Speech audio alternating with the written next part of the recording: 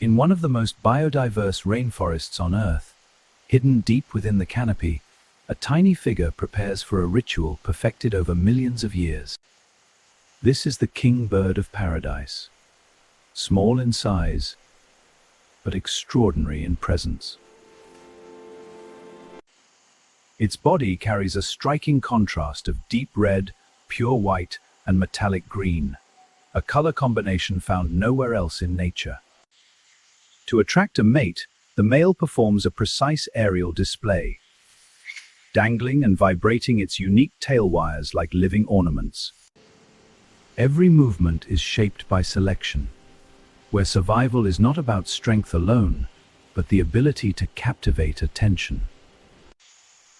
In nature, even the smallest bodies can carry the loudest displays of life.